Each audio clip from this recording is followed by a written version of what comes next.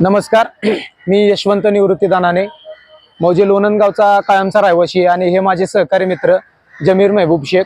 मागील काही दिवसापासून लोणंद नगर पंचायत कार्यक्षेत्रामध्ये साहित्यरत्न लोकशाहीर अण्णाभाऊ साठे दलित वस्ती सुधार योजनेमध्ये कोट्यवधी रुपयाचा भ्रष्टाचार झाला आहे. याबाबत जिल्हाधिकारी साहेब असतील, मुख्यमंत्री साहेब असतील, आयुक्त साहेब असतील, सर्वांना वेळोवेळी पत्रव्यवहार करून संबंधित प्रकरण त्यांच्या निदर्शनास पुराव्यासहित आणून दिलं होतं.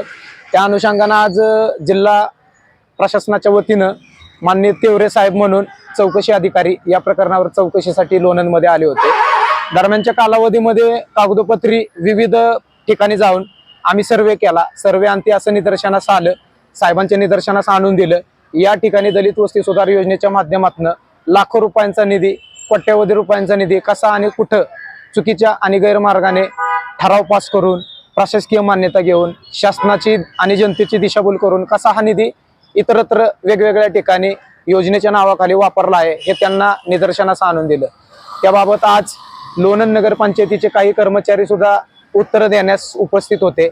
मात्र प्रभाग क्रमांक 5 मधील जो 1 लाख रुपयाच्या वरती म्हणजे 1,79,000 रुपयाच्या दरम्यानचा जो लाईटचा हायमास्ट बसवला होता तो कागदोपत्री दाखवलाय, मात्र प्रत्यक्षात तो हायमास्ट त्या ठिकाणी अस्तित्वातच नव्हता. तर अशा विविध बाबी त्या चौकशी अधिकारी महोदयांच्या आम्ही निदर्शनास आणला आहे. भविष्यामध्ये हा प्रस्थापितांना मोठा धक्का बसण्याची शक्यता आहे, कारण त्यांनी चुकीच्या पद्धतीने ठराव पास करून शासनाची जनतेची दिशाभूल केलेली आहे. हे आम्ही कागदोपत्री काही दिवसांमध्ये सिद्ध करणार आहे. जरी जिल्हा प्रशासन असेल, आयुक्तालय असेल यांनी जरी हे प्रकरण पाठीशी घातलं तरी आम्हाला माननीय कोल्हापूर खंडपीठ यांचे दार उघड आहे, सुप्रीम कोर्टाचे दार उघडे आहे. येत्या काही कालावधीमध्ये आशयोच्या माध्यमातून प्रशासनाला सुद्धा विनंती आहे की भविष्यामध्ये असे भ्रष्टाचार करचाल तर सदर भ्रष्टाचार आम्ही कागदोपत्री उघडकीस आणू आणि हाणून पाडू. आणि त्याच अनुषंगाने आपल्या या व्हिडिओच्या माध्यमातून मी निदर्शनास आणून देतो की चुकीच्या आणि गैरमार्गाने या लोणंद नगर पंचायतीमध्ये अनेक ठराव पास करून नागरिकांची बी दिशाभूल केली जातीये आणि प्रशासनाची बी दिशाभूल केली जातीये. तर ही दिशाभूल लवकरच आम्ही कागदोपत्री प्रशासनाची ही जी काही भ्रष्टाचाराची पाळेमुळे आहेत ते आम्ही खोदून काढणार आहोत.